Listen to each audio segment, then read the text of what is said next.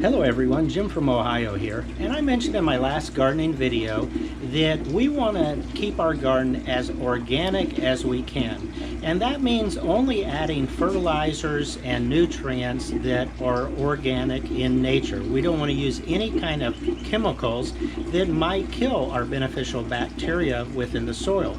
So we're going to be concentrating mostly on soil health, which should in turn help out with the plant health. So the first thing we're going to do is mix up some compost tea that will serve as a food or fertilizer, not only for the plants, but also for that beneficial bacteria in the soil. So to do that, what I did, you probably heard some gurgling going on in the background. This is the compost tea compost tea brewing system that I like to use. This is a invention by a gentleman by the name of Matt Fingerling, who lives in Indiana, and I picked this up from him a couple years back, and I've been using it over the years, and I really like it because while the old system that I used of a 5-gallon bucket worked great and produced great compost tea, we've got a much bigger garden now, plus we have a lot of fruit trees, so we really go through a lot of compost tea. And with this particular system, I'm able to brew over 20 gallons of it at a time, and it not only brews things, but it keeps things nice and neat, and it incorporates a vortexing system. That is an add-on that I made mine, but you can also purchase this from Matt if you're interested in the brewing system. But the first step that I like to do, since we moved from our old house to the new house, our old house was on a well system and did not have chlorinated water. But the house that we're living in now is on city water, and the water is chlorinated. So chlorine will kill beneficial bacteria. So we don't want that to happen. So what I'm going to do now is I simply filled the system up with about 20 gallons of water, and I turned the system on, and what it's doing is it's going through as if it were running the actual compost brewing cycle, but I don't have any of my additives or elements that I use when I brew my compost tea. For right now, it's just simply water. And what this is going to do is it's going to stir up the water. It's going to run through the vortexing system, and it's just going to expose the water to the air. I'm here in my sunroom. We're supposed to get some rain tonight, so I didn't want to operate it outside. So I do have it in, but you could run this in a basement. You could run it outside, but since we're supposed to get rain, I don't want the air pump to get wet. But what I'm going to do is just let this run like this overnight, and that should help to evaporate or dissipate any chlorine that's in the water. Then tomorrow morning I'll come back and we'll finish up this video. I'll show you exactly how I make compost tea, and then we'll go and we'll apply it into the garden. So we'll be back right after this process is done. Okay, our water has now just ran through the machine for about, I'm going to say 20 hours now. And so now it's going to be time to start adding our elements that we're going to use to brew the compost tea.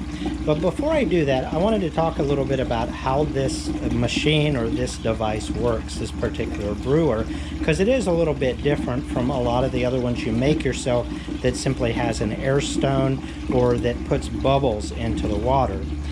So there are two components that plug in electrically to this.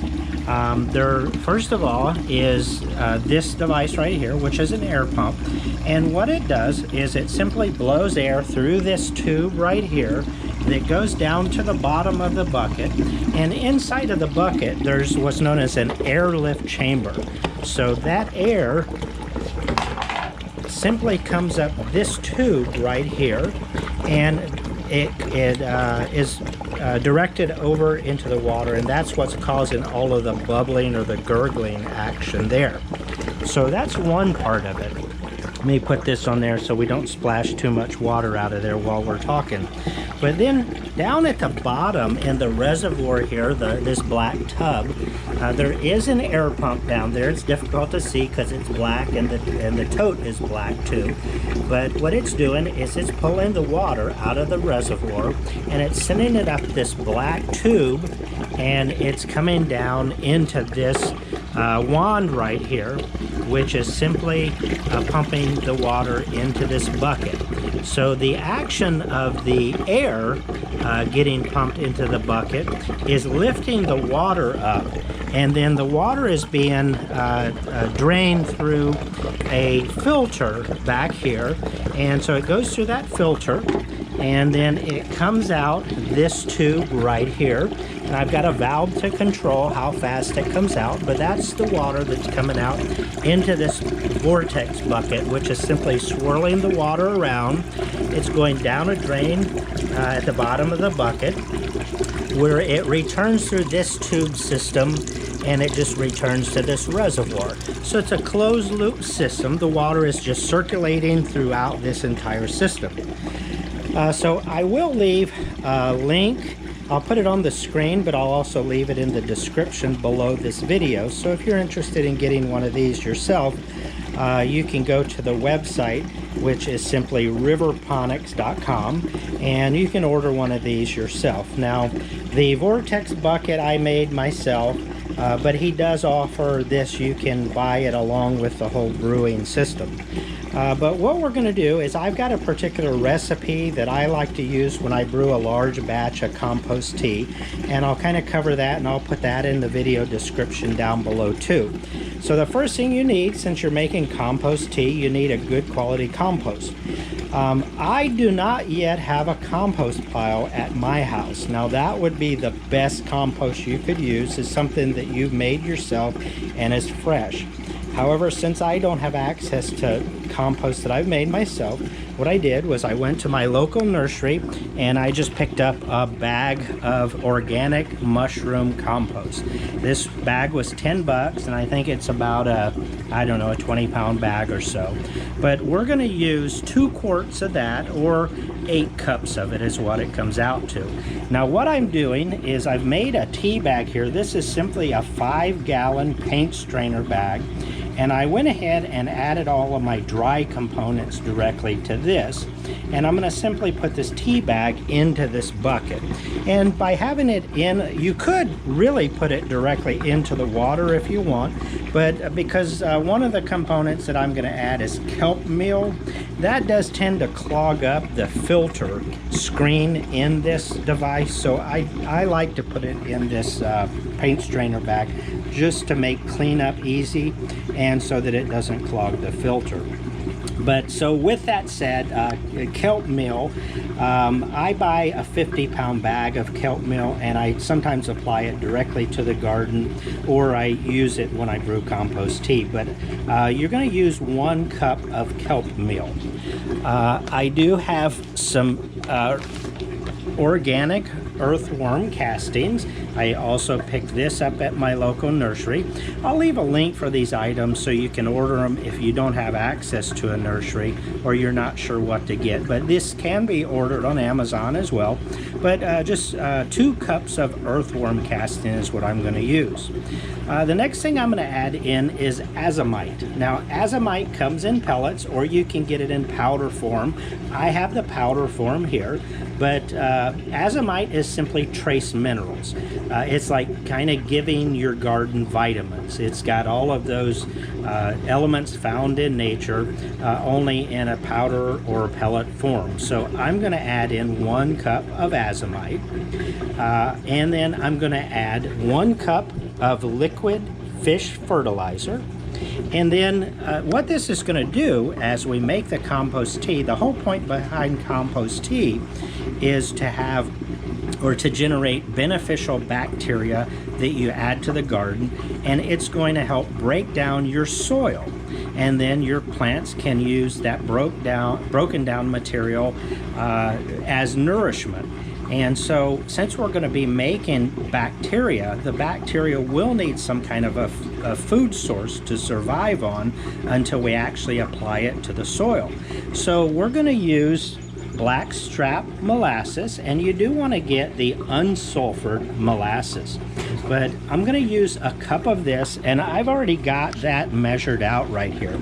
So first things first, we're going to simply add this into our bucket, and what this is going to do is it's going to swirl around, and this is going to kind of mix it right in and help it dissolve, because there's a lot of agitation going on in this bucket.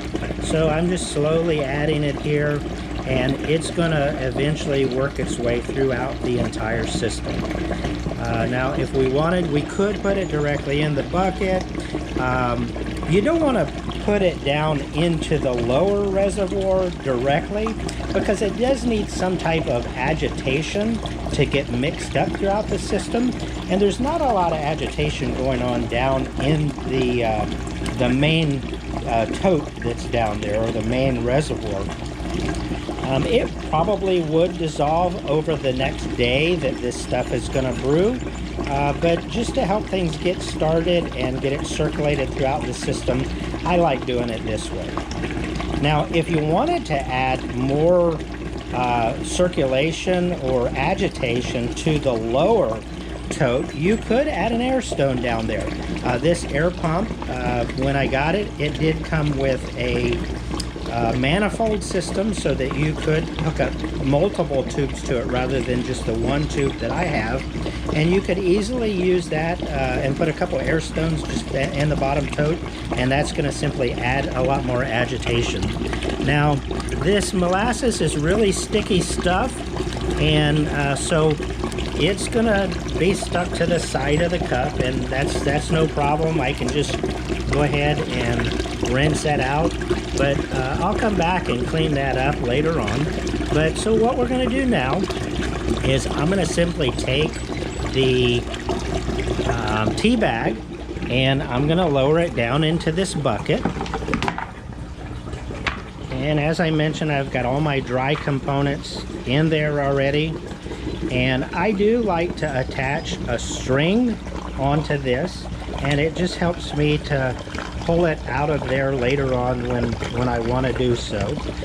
But that's all there is to it. I just set that bag right down in there, and as all of that water percolates and circulates, it's gonna just simply spread that the items that are in our tea bag throughout the entire system. I do like keeping that lid on there. It just keeps the splashing to a minimum. Okay, so the only thing left to add is the liquid compost, or I'm sorry, the liquid fish fertilizer.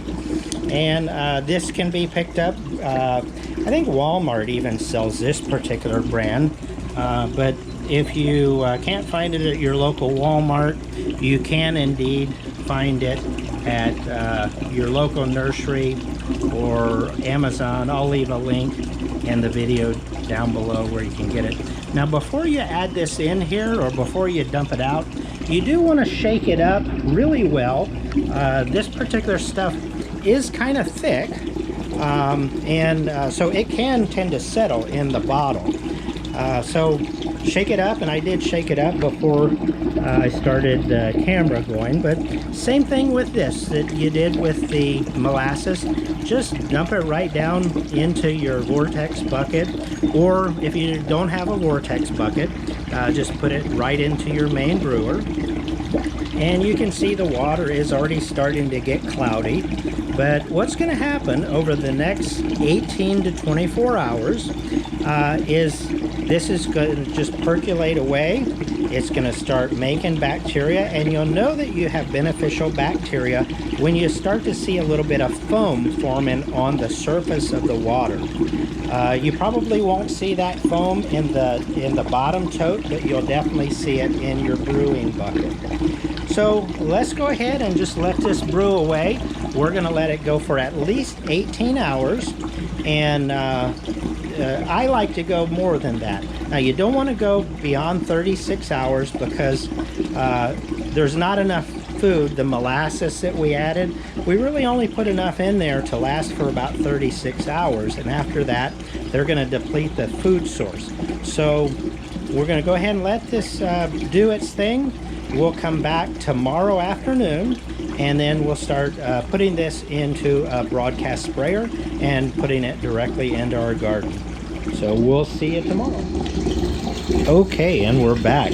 So now it's the next day, and this compost tea has been brewing overnight. And as I mentioned before, you can see down here in the bucket there's a little bit of foam that's on top of the bucket, and inside the brewing chamber you see a whole lot more foam. So that means that this has been a success. We got exactly the results that we wanted out of this. So now it's a matter of taking this stuff out to the garden and applying it to the plants. And so the way that I do that is I mentioned that we've got this garden wand that pumps.